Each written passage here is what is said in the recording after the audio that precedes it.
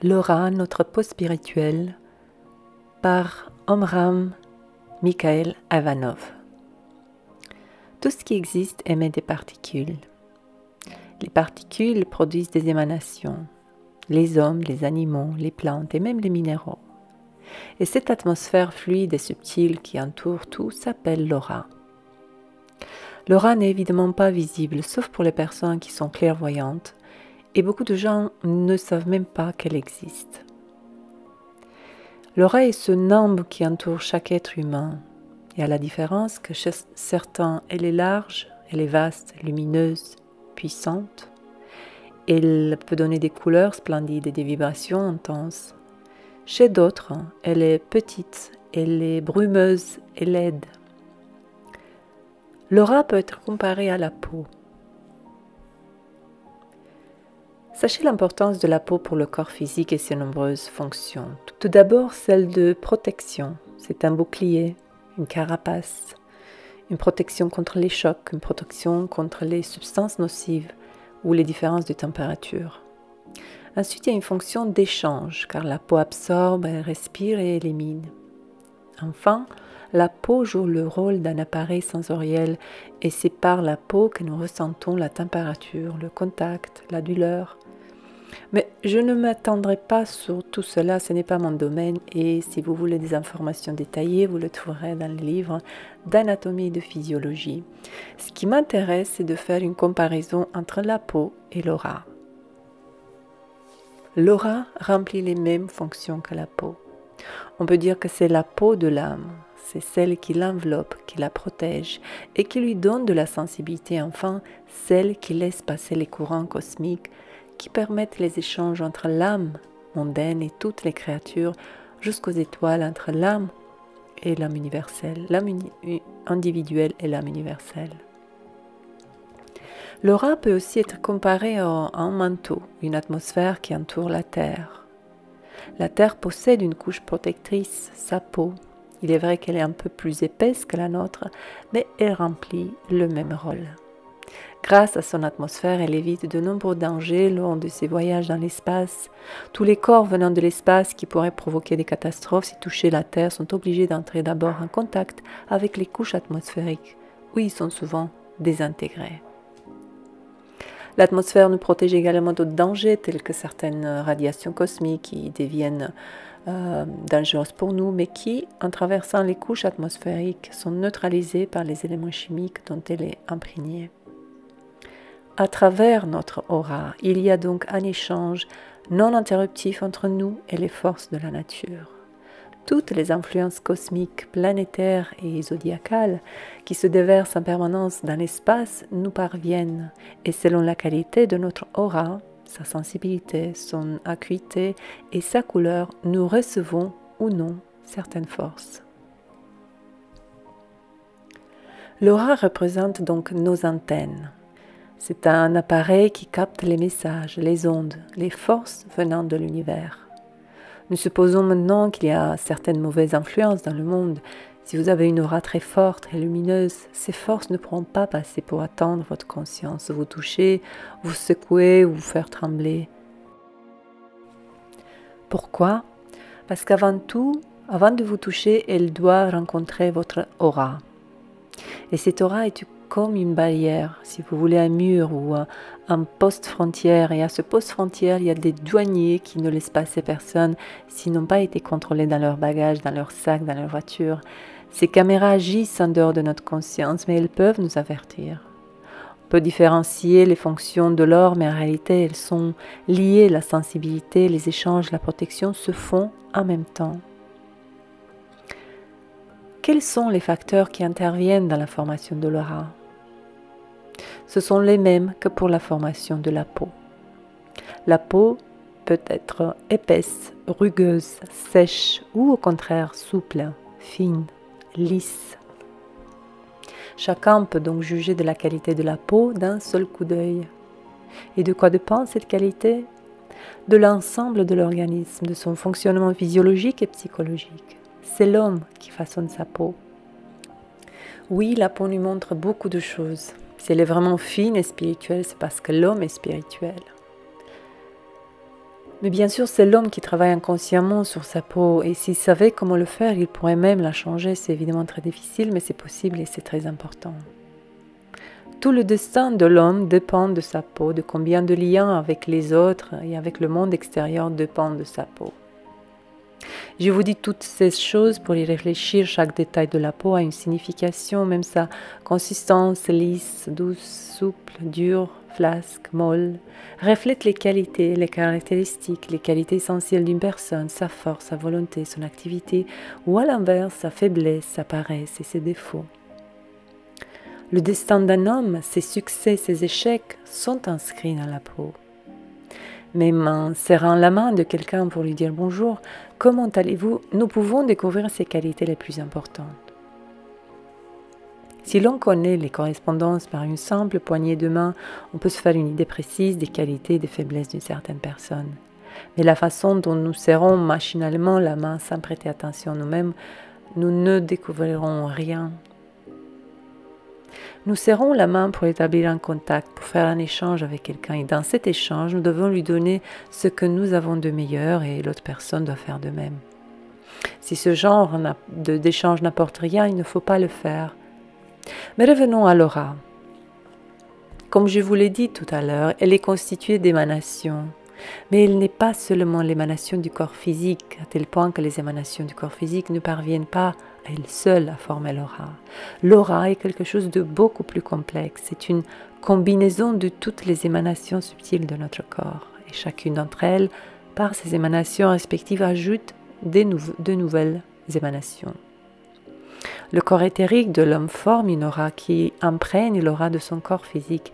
Et cette aura de son corps physique et éthérique indique son état de santé et de vitalité. Ces corps astral et mental, par leur activité ou leur inertie, par leur qualité ou leurs défauts, ajoutent d'autres émanations, d'autres couleurs à cette première aura, révélant ainsi la nature de leurs sentiments et de leurs pensées. De même, lorsque les corps causals, bouddhiques et atmiques sont activés, ils ajoutent d'autres couleurs plus vives, d'autres vibrations plus fortes. Ce sont précisément ces émanations des trois corps supérieurs qui forment le corps de gloire dont parle l'apôtre Pavel dans ses épîtres. Je vous en ai souvent parlé. Il est appelé par certains le corps d'immortalité, le corps de l'esprit ou le corps du Christ, le moment du changement du visage où Jésus est apparu avec beaucoup de monde. Moïse et Élie devant leurs disciples, Pierre, Jacques et Jean, il était si brillant et rayonnant qu'ils ne purent supporter cet éclat et tombèrent le visage contre terre. Il est dit dans les évangiles qu'il changea de visage devant eux et que son visage resplendit devant eux et que ses brebis devinrent blanches comme la lumière. Ce changement de visage était une manifestation du corps de gloire. Ce corps est une émanation de l'être humain, mais alors que l'aura exprimait la totalité de l'être, défaut et charité, le corps de gloire est l'expression de la vie spirituelle la plus intense. C'est pourquoi le corps de gloire ne se manifeste que chez les grands maîtres. À l'aide de ce corps si pur et lumineux, ils sortent du manteau des vaisseaux en apportant le bien partout où ils marchent et voyagent dans l'espace. L'aura est donc la fusion de toutes les émanations de tous les êtres. C'est pourquoi lorsqu'un initié souhaite connaître une personne, il ne s'intéresse pas tant à l'aspect extérieur de sa physionomie ou de ses gestes, ni à son langage, mais il s'efforce de ressentir son aura. L'initié observe toutes les couleurs, les forces qui sont en l'homme et qui ne peut ni cacher ni contrôler. Certaines personnes sont de véritables spécialistes dans l'art du camouflage. Elles maîtrisent parfaitement leurs gestes, leur voix, leur regard, leur langage. Mais ce qu'elles ne savent pas, c'est qu'elles n'ont aucun pouvoir sur leur manifestation subtile de la vie intérieure. Leurs pensées, leurs sentiments donnent naissance à des formes et à des couleurs qui n'ont pas le pouvoir de changer ou de cacher. C'est pourquoi pour un véritable initié, tout est clair, que les êtres soient en harmonie ou en désordre, qu'il émane de quelque chose de constructif, de bienfaisant, de lumineux, une atmosphère dans laquelle on se charge et on se purifie ou on se façonne, il ressent immédiatement tout cela. La santé elle-même est visible. dans l'aura, car la santé du foie et des poumons se reflète dans l'aura. L'aura est donc un livre, mais un livre d'une telle subtilité qu'il est difficile de s'en faire une idée. Et de même qu'il n'y a pas deux créatures qui ont les mêmes empreintes digitales, il n'y a pas deux créatures qui ont la même aura, car l'aura reflète la totalité de l'être humain. La sphère terrestre est imprégnée de toutes les immanences des êtres humains, des animaux, des plantes, des pierres, des eaux et des montagnes, et de toutes les forces des planètes et des étoiles. Il en va de même pour l'aura humaine. C'est une synthèse très vaste et très riche de tout ce qui se trouve dans l'homme. Par ailleurs, les minéraux, les plantes et les animaux possèdent également une aura, mais une aura physique. Les minéraux, les métaux et les cristaux projettent certaines forces qui forment autour d'eux une sorte de petit champ magnétique coloré. Chez les plantes, le corps éthérique ajoute la vitalité nécessaire à la croissance et rend leur aura plus intense, plus vive que celle des minéraux. Chez les animaux, les auras sont encore plus riches car elles possèdent déjà un corps astral, le corps des désirs. En général, ils n'ont pas encore commencé à développer leur corps mental à l'exception de certains d'entre eux, à savoir le chien, le cheval, l'éléphant. Chez ces derniers, les biologistes constatent une capacité à penser. Je comprends qu'il s'agit d'une pensée rudimentaire, mais le corps mental commence à se développer en même temps que le corps humain, puisque les humains, en s'occupant des animaux, en les aimant, en les soignant, contribuent beaucoup à leur évolution. Quant aux êtres humains, ils développent aujourd'hui leur corps mental de manière remarquable. Ils ne le font pas toujours très bien, mais ceux qui savent orienter et modeler leurs pensées renforcent considérablement leurs propres auras. Quant aux saints, aux prophètes, aux initiés, par l'adoration et l'amour qu'ils portent à ceux qui les chérissent, ils développent leur corps causal, le corps bouddhique et le corps atmique qui forment une aura d'une extraordinaire splendeur, aux couleurs en perpétuel mouvement comme un feu d'artifice. Leur aura est très vaste et l'on dit que l'aura du Bouddha s'étendait sur de nombreux kilomètres. Oui, parce que les grands maîtres sont capables d'élargir leur aura en prenant sous leur protection région et en pénétrant en même temps l'aura de tous les habitants de la région pour les imprégner d'un nouveau souffle. Ils n'ont d'autre désir, d'autre but que celui de développer leur aura pour prendre sous leurs ailes protectrices un plus grand nombre de créatures. Voilà leur idéal. Par leur aura, ils purifient l'atmosphère environnante, ils embellissent, ils illuminent et vitalisent les créatures. Ils agissent également sur les semences et la végétation et modifient les courants de l'atmosphère. Oui, l'aura des initiés est vraiment quelque chose de divin. Grâce à cette immense aura qui leur permet d'atteindre d'innombrables régions de l'univers, les initiés parviennent à une compréhension profonde des choses qui ne sont pas d'ordre intellectuel. C'est pourquoi vous aussi, vous devez cesser d'occuper votre intellect avec des préoccupations qui ne vous apportent ni vision ni beauté, et grâce à une puissante aura lumineuse, devez vous diriger vers des régions beaucoup plus subtiles et sublime où vous apprenez comment Dieu a créé le monde et qu'est-ce qu'il a écrit à travers les montagnes, les lacs, les oiseaux, les animaux et les plantes.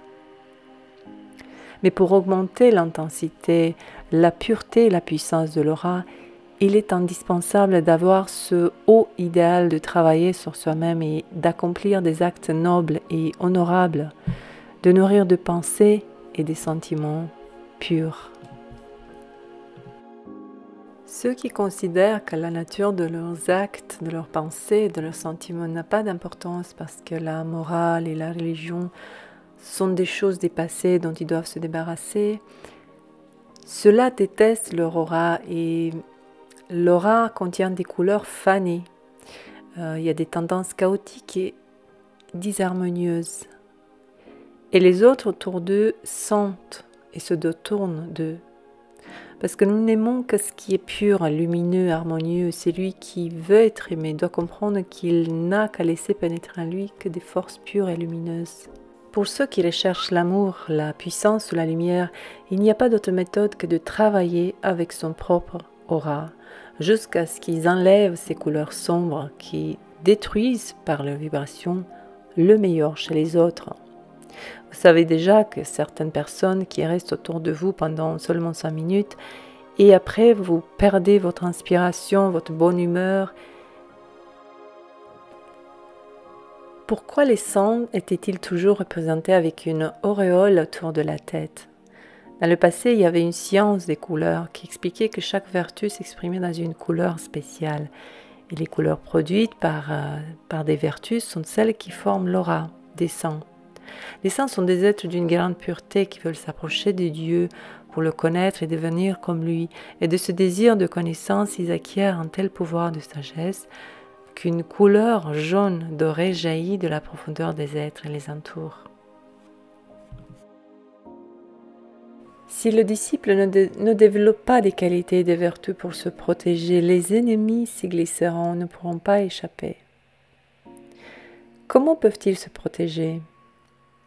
En travaillant sur l'aura, sur sa pureté, sur sa brillance, sur sa beauté et sur sa taille. Chacune de ces caractéristiques dépend des vertus sur lesquelles l'homme a travaillé. Si l'homme est pur, l'aura devient limpide et transparente. Si l'homme est intelligent, l'aura devient de plus en plus lumineuse. Si la personne a une volonté intense, l'aura vibre. Si la personne a une volonté immense, l'aura devient plus forte. Si la personne se concentre sur des problématiques spirituelles, l'aura s'élargit, s'amplifie et devient plus immense. Et la beauté des couleurs dépend de l'harmonie de toutes ces qualités et de ces vertus. L'aura a encore beaucoup plus de nuances, mais je vous ai dit l'essentiel. Ceux qui ont toujours des pensées harmonieuses, qui ont de la confiance, de l'espoir, de la bonté, de la pureté, reçoivent toutes les richesses de la nature et ce qui est laid n'arrive pas chez eux. Parce qu'eux, ils sont protégés par un bouclier. Et le bouclier porté par des chevaliers dans les histoires représente justement le symbole de l'aura. Et l'épée du chevalier est représentée par les projections lumineuses sortant de l'homme. Vous remarquez qu'il y a 2 symboles. Aura, il y a cette coquille qui nous entoure, qui exprime le principe féminin, et la pensée que l'homme conçoit, ou l'esprit qui s'envole dans l'espace, exprime le principe masculin, le principe actif. Les 2 principes féminins de l'aura et du principe masculin actif, la pensée, soutenue par la volonté, qui vole comme une flèche, a toujours représenté le principe du Sagittaire, le principe masculin en astrologie, le Sagittaire, qui jette les flèches, et le symbole de l'initié qui projette sa pensée, et il tire l'arc pour défendre la forteresse des initiés afin qu'aucun ennemi ne puisse pénétrer. Remarquez comment sur le plan physique, les gens ont su perfectionner les instruments et les appareils avec lesquels travailler ou se défendre. Les aspirateurs ont remplacé les balais, les tracteurs ont remplacé les chariots, les raquettes ont remplacé les flèches, les baïonnettes. Mais sur le plan spirituel, les gens restent pauvres, ils restent en pénurie. Et pourtant, il y a toutes sortes de moyens et d'armes à utiliser. Parce que tout ce qu'on trouve sur le plan physique a un équivalent dans le plan spirituel. Sur le plan physique, la peau et les vêtements nous protègent le corps. Et sur le plan spirituel, c'est l'aura qui joue ce rôle. Il n'y a pas de protection plus efficace qu'une aura pure et lumineuse. Bien sûr, tous les objets, les figures, les formules magiques qui ont été mentionnées dans la tradition ésotérique ont leur raison d'être, ont un sens profond, mais aucune formule ni aucun talisman n'est aussi puissant qu'une aura. Et maintenant, de quelle manière devons-nous travailler sur l'aura? Nous pouvons le faire de 2 manières. D'abord par une volonté consciente, c'est-à-dire par une concentration, une focalisation sur les images, les couleurs. Imaginons que nous nageons dans les couleurs les plus pures, les plus lumineuses. Pour avoir une idée exacte de cette couleur, vous devez utiliser une prisme. Les couleurs que vous remarquez sur les fleurs ou les oiseaux ne sont jamais comme celles de la lumière solaire. Pendant qu'à travers le prisme, vous voyez ce que ça représente vraiment: le rouge, l'orange, le jaune, le vert, le bleu, le violet. Vous pouvez faire après un exercice en imaginant que ces couleurs sortent de vous et se propagent dans l'espace. Vous êtes confondu dans cette lumière, dans ces couleurs. Vous êtes entouré d'une sphère lumineuse et que vous transmettez votre amour à l'univers entier.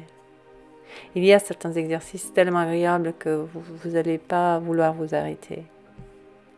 Et la deuxième méthode consiste à agir sur ces vertus: la pureté, la patience, la générosité, la foi, l'humilité, la justice, le désintérêt. Et cette deuxième méthode est la plus sûre. Travailler sur les vertus et elles seront celles qui vont composer l'aura. C'est encore mieux si vous réussissez à réunir ces deux méthodes. Supposons que vous passiez toute votre journée sur l'aura et vous menez une vie complètement médiocre en violant les lois divines. D'un côté, vous construisez et de l'autre, vous êtes en train de démolir. C'est pourquoi il vaut mieux réunir ces deux méthodes en vivant une vie pure, honnête, pleine d'amour et en même temps travailler conscieusement sur l'aura avec l'aide de l'imagination. Je vous ai dit que le développement de l'aura vous permettra de communiquer avec toutes les régions de l'espace. Étudiez les planètes de notre système solaire. Elles sont séparées par des millions de kilomètres, mais en réalité elles se touchent et forment un tout. Elles ne sont séparées qu'en apparence. Prenons l'exemple de la Terre. Les continents ont une certaine étendue, mais les eaux sont en plus grande proportion que la Terre. À leur tour, l'atmosphère gazeuse entourant la planète est plusieurs fois son volume, alors qu'au-delà de l'atmosphère, la Terre possède un corps éthérique, un corps astral et un corps mental encore plus vaste, parce que la Terre est une créature vivante, intelligente, qui a une âme. Et l'esprit de l'âme est le même pour les autres planètes. Et vous comprenez maintenant pourquoi elles s'entremêlent. Leur corps physique est à distance, mais leur aura, leurs émanations fonctionnent. Ainsi, on peut expliquer en astrologie les influences planétaires à cause de leur aura. Les planètes s'entrelacent et agissent les unes sur les autres et les créatures qui habitent. Il y a beaucoup de choses concernant l'aura qui ne sont pas encore expliquées, mais l'essentiel est de prendre soin de votre aura. Les particules émanées par un grand maître sont lumineuses, sont vivantes, intenses, puissantes. Pénétrant dans notre aura, ces particules entrent dans notre structure et nous transforment l'être. Ceux qui ont reçu avec amour ces émissions commencent un jour à penser comme leur maître et agir comme lui, devenir libres comme lui. Bien sûr, cela ne arrive pas d'un coup, mais après quelques années. Mais cela arrive. Malheureusement, les gens ne s'arrêtent jamais sur ce côté invisible. Ils comptent uniquement sur ce qu'ils voient ou ce qu'ils peuvent toucher. Ils nient leur côté invisible et pourtant, c'est tellement important. Décidez-vous de travailler sur votre aura et vous allez comprendre beaucoup de choses.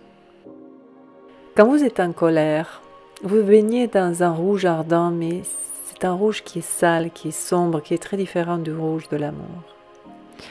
Si vous manquez de foi et vous n'avez pas la tranquillité d'esprit, le bleu, c'est un bleu laide. Plus votre foi grandit, plus votre bleu de l'aura commence à ressembler au bleu du ciel. Faites cet exercice quotidiennement.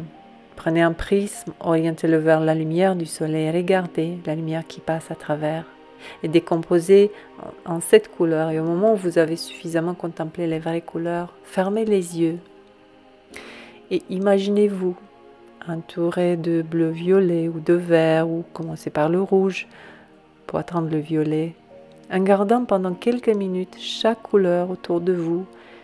Et en pratiquant cet exercice au quotidien, vous pourrez purifier votre aura, pour la renforcer. Vous sentirez tellement bien que vous demanderez et que quelqu'un de votre famille, vos amis seront malades, malheureux ou découragés. Si vous voulez vraiment l'aider, faites la même chose avec lui. Envoyez-lui les couleurs les plus propres du prisme. L'une des fonctions de l'aura, c'est d'assurer les échanges entre les étoiles extérieures et les astres qui se trouvent à nous. Si notre aura est impure et sombre, non seulement elle ne peut pas percevoir les bons courants, mais elle va capturer les mauvais. Il est dit qu'il y a des planètes bénéfiques et mauvaises.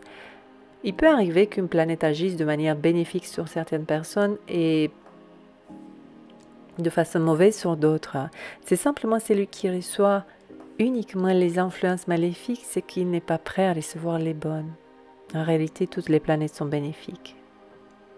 Leurs actions sur l'homme dépendent de l'aura. Si dans leur aura se trouvent des éléments qui ne permettent pas aux influences bénéfiques d'une planète de pénétrer, les courants envoyés par cette planète s'altèrent, se désintègrent et produisent des effets nocifs. Tandis que si l'aura est pure, puissante, toutes les influences, même les mauvaises, deviennent bénéfiques pour cette personne. Ne soyez pas surpris par l'affirmation que les planètes existent en nous. L'homme est un reflet du cosmos. Toutes les planètes existent à l'intérieur. Comme dans l'univers, les planètes tournent autour du Soleil ou à l'intérieur. Il y a beaucoup à dire ici. Cette science était connue dans le passé, mais elle est maintenant presque perdue. Mais à l'avenir, elle sera de nouveau apprise. Mars, Saturne, Uranus, Pluton sont considérés comme des planètes maléfiques, mauvaises.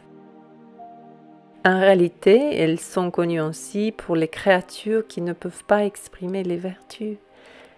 Les bonnes qualités de Mars sont la volonté, la persévérance, le désir de dépasser les difficultés, d'atteindre l'objectif.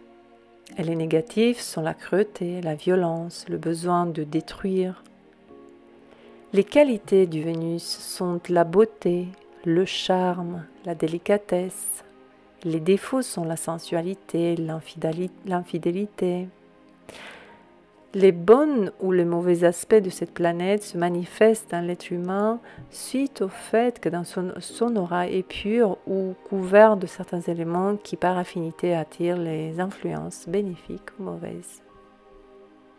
Ces lois sont valables aussi pour d'autres planètes. La qualité de notre aura attire les vertus du Saturne comme la patience, la stabilité, le désir de connaissance, ou ses défauts, la tristesse, l'amertume. Les vertus du Jupiter, la grandeur, la générosité, la bonté. Ou les défauts, l'ambition, la vanité, le désir de dominer les autres ou de les écraser. Le problème qui se pose aux disciples, c'est de savoir de travailler sur son aura pour que celle-ci puisse recevoir uniquement les influences favorables des planètes. Contrairement à l'opinion de majorité des astrologues, les influences bonnes ou mauvaises des planètes sur l'être humain ne dépendent pas exclusivement du signe de la maison dans laquelle il se trouve, ni des aspects. Fonction du degré de l'évolution individuelle, ces influences vont se manifester différemment. Si l'aura n'est pas pure, non seulement les bonnes influences, mais même les bienfaits que les êtres angéliques envoient sur la terre ne peuvent pas vous pénétrer à cause des couches denses qui cachent votre vrai être. Quand les nuages sont denses, ils cachent le soleil qui ne peut plus chauffer ni apporter la lumière aux créatures. C'est de la même manière que ça arrive avec une personne qui est peureuse, qui est déroutée, qui est pleine de colère ou de haine. Il y a de nuages dans son aura.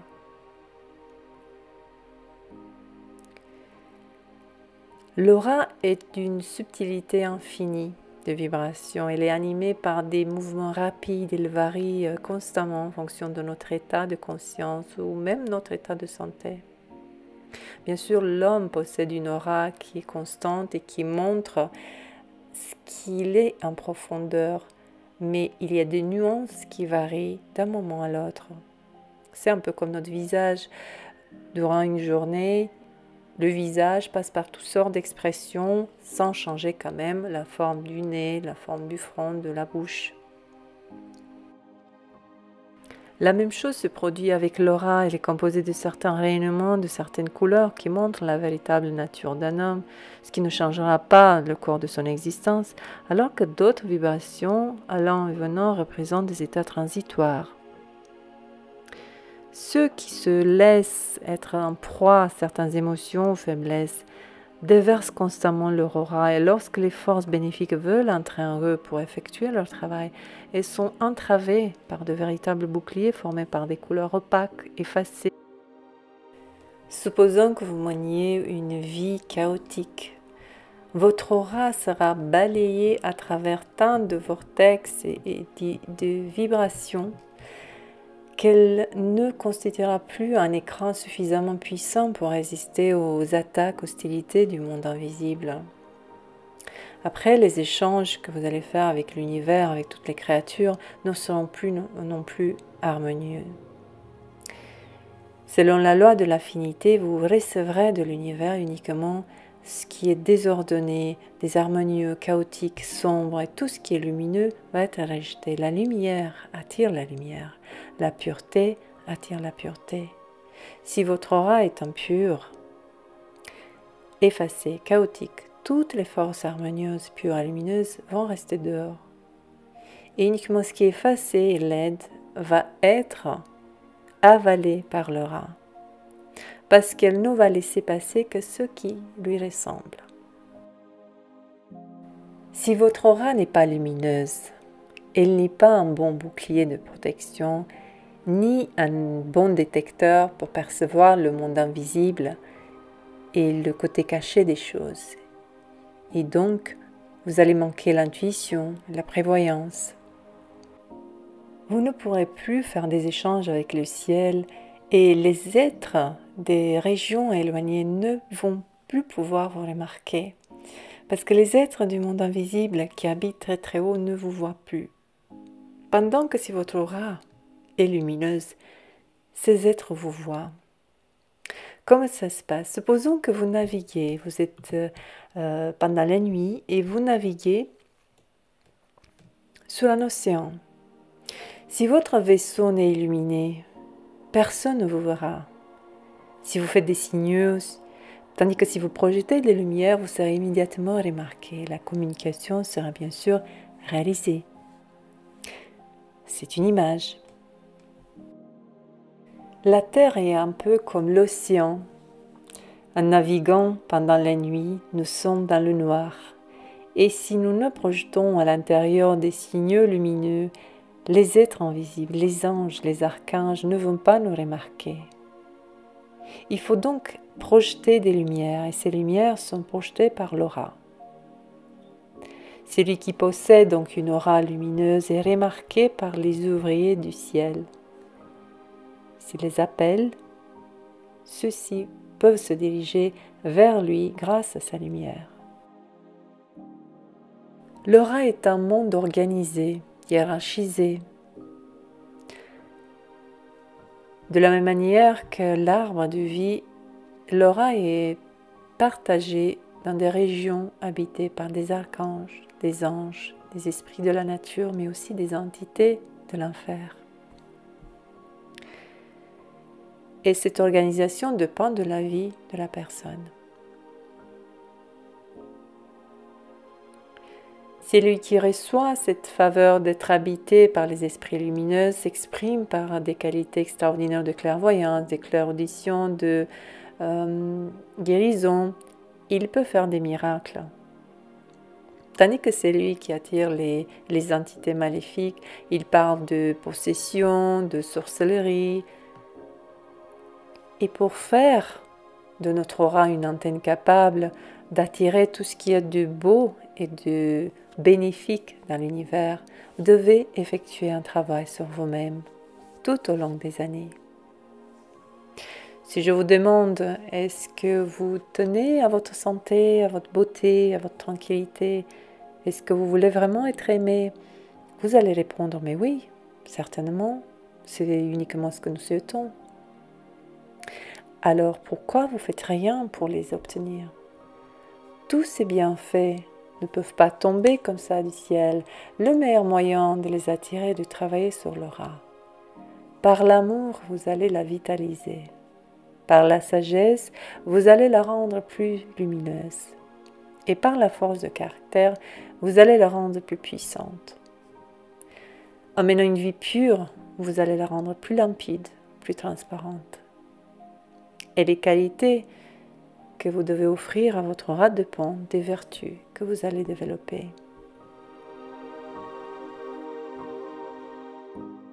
Ne vous imaginez pas qu'en développant une seule vertu, vous allez obtenir tous les bienfaits. Chaque chose est déterminée en univers et chaque vertu va attirer une bénédiction spécifique.